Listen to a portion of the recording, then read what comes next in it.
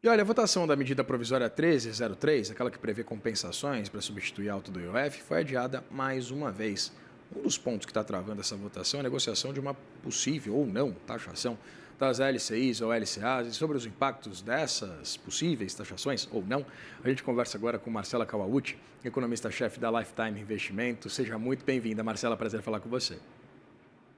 Olá, bom dia, é um prazer falar com você. Marcela, vamos lá. A MP, enviada pelo governo, previu uma taxação de 5% sobre LCIs e LCAs. Houve muita a contestação por parte, principalmente do setor imobiliário e, evidentemente, do agronegócio, acerca principalmente do funding e do custo do crédito.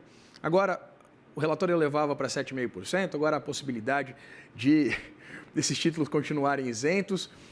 No meio dessa bagunça toda, como é que fica exatamente o comportamento desses papéis em meio a essa discussão que parece sem fim, né? Quando a gente tem aí uma possibilidade de mudança se avizinhando, né, como que acontece agora, o que acontece é que os investidores eles têm migrado para esses papéis isentos na tentativa de garantir a isenção de imposto antes da entrada em vigor, da eventual entrada em vigor de uma nova taxação.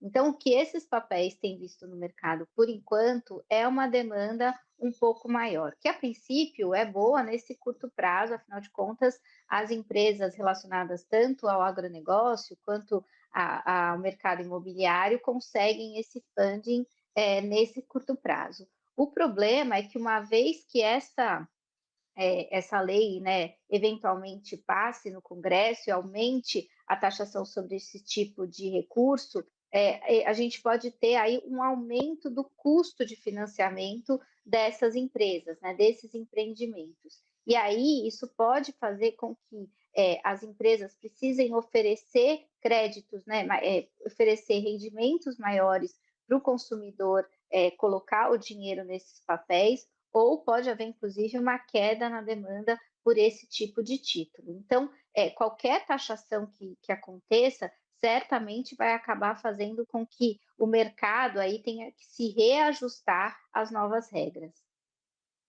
A gente tem acompanhado agora essa perspectiva, né, caso, evidente, esse texto seja chancelado pelo Senado Federal, de uma taxação sobre dividendos, né, principalmente aqueles dividendos que ultrapassem esse teto estipulado pelo governo de vencimento de R$ 50.000. Temos agora essa probabilidade de ter uma alíquota básica para investimentos de forma geral.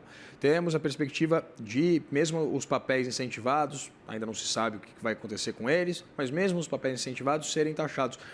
Isso tem alguma perspectiva de ter um impacto mais significativo no mercado de capitais brasileiro?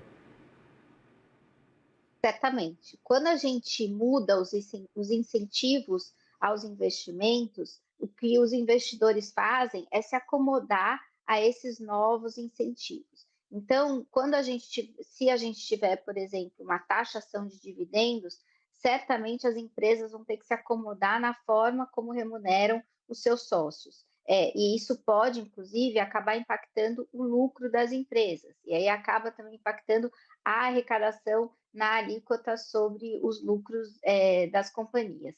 Quando a gente tiver, se eventualmente passar uma taxação sobre esses investimentos isentos, né, a gente está falando de LCI, de LCA, mas houve uma discussão, inclusive, sobre os fundos imobiliários também, a gente pode ver migração entre os títulos que são oferecidos no mercado.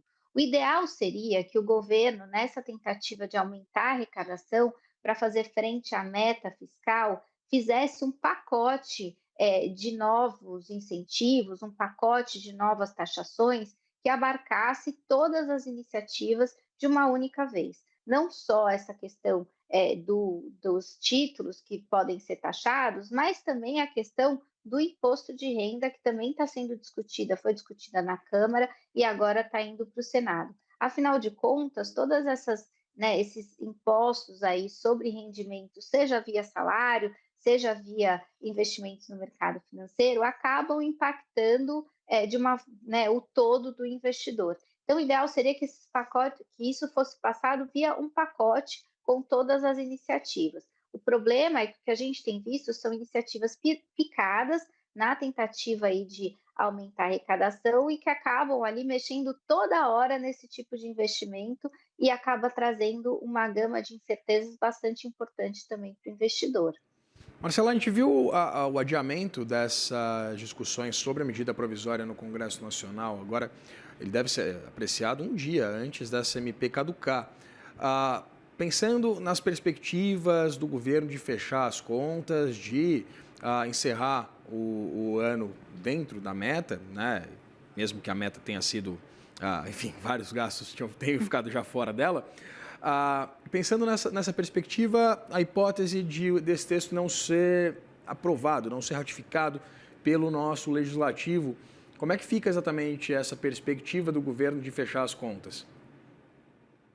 Para esse ano, provavelmente a gente vai ter aí a meta de resultado primário sendo cumprida, mesmo que seja ali no limite de baixo da tolerância. O que aconteceu ao longo desse ano é que a atividade econômica continuou muito forte no primeiro semestre e no segundo semestre, ainda que a atividade entrasse numa toada de desaceleração, o mercado de trabalho continuou bastante forte. Isso fez com que a arrecadação fosse bastante relevante e fizesse frente aos gastos do governo. Então, para esse ano, me parece que o problema está ali mais ou menos, se não resolvido, mas mais ou menos endereçado.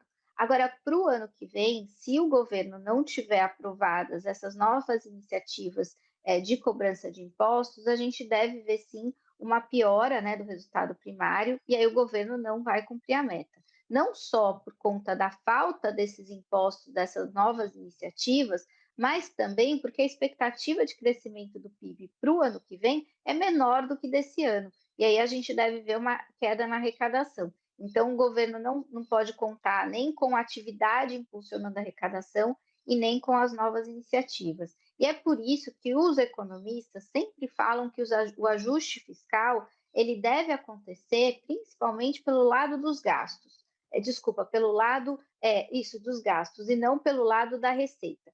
Por que isso? Quando a gente ajusta o lado dos gastos, o governo tem um pouco mais de controle. Ele sabe, né, ele consegue ali fazer a manobra necessária para que a política fiscal seja ali de acordo, né, vá de acordo com o ciclo econômico. Agora, quando o governo sempre conta com a receita, ele acaba contando com algo sobre uma questão sobre a qual ele não tem ingerência. E aí fica à mercê de ter que arranjar novas formas de arrecadação para fazer frente aos gastos que não foram mudados.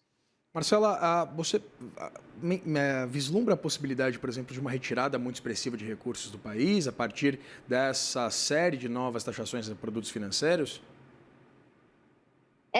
Como a gente ainda não viu esse tipo de fuga de capitais em outros momentos em que a gente viu um aumento de taxação, a gente não espera que uma fuga de capitais aconteça. É claro que pode haver uma queda marginal, né, dos investimentos no Brasil, mas isso não tem a ver só com o tamanho da taxa, tem a ver também com incertezas, né? Se o investidor não tem previsibilidade a respeito de como ele vai ser taxado, se as regras mudarem o tempo todo, isso faz com que ele possa preferir um outro lugar em que haja um pouco mais de estabilidade. Então, não é só a alíquota, mas a incerteza que também acaba afastando o investidor. Mas, de novo, não há uma expectativa de fuga de capitais. A gente pode ter, sim, uma piora marginal na questão da conta corrente, isso pode, inclusive, pegar no dólar, né? Pode, inclusive, fazer efeitos sobre o dólar, mas isso deve ser, como eu disse, marginal.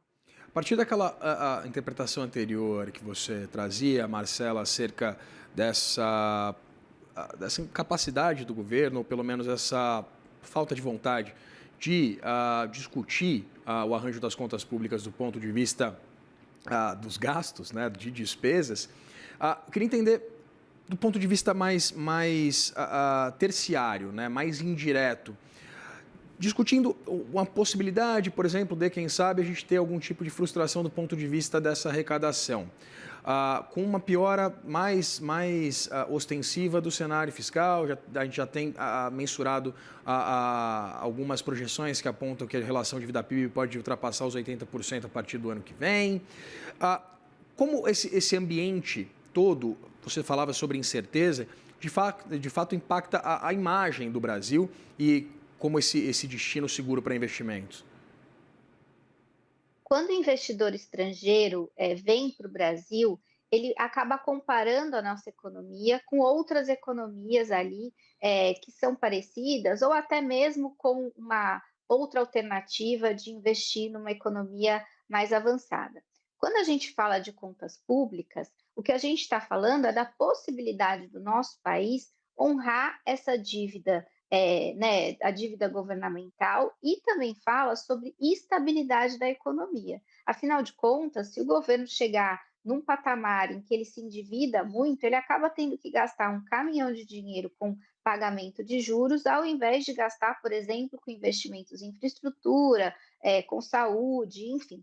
Então, quando a gente fala de questão fiscal, ela sempre impacta o longo prazo, a previsibilidade e a estabilidade do nosso país. Por isso que sempre que o fiscal acaba entrando ali na preocupação dos mercados, isso faz com que a nossa moeda se desvalorize. Um bom exemplo disso foi o que aconteceu no final do ano passado. E é bom deixar claro que a gente muitas vezes fala sobre o tamanho do gasto, né, o quanto o governo federal gasta, mas além de falar sobre o quanto é gasto, é importante que se discuta a forma como esse gasto é feito, né? O como também é bastante relevante. A gente tem indexação, por exemplo, de programas que fazem com que o gasto obrigatório cresça sem parar. Isso, inclusive, pode tirar espaço para os gastos discricionários ali que poderiam ser ajustados pelo governo em momentos em que o ciclo econômico pede. A gente tem, por exemplo, provavelmente para o próximo mandato,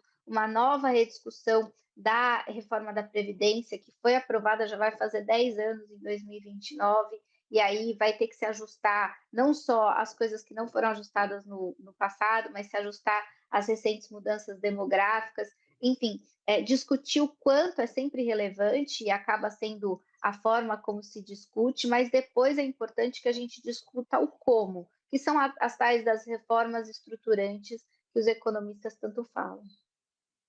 Com Marcela Caucci, economista-chefe da Lifetime Investimentos. Muito obrigado, Marcela, por essa conversa, por essa aula sobre investimentos aqui no CNN Maré.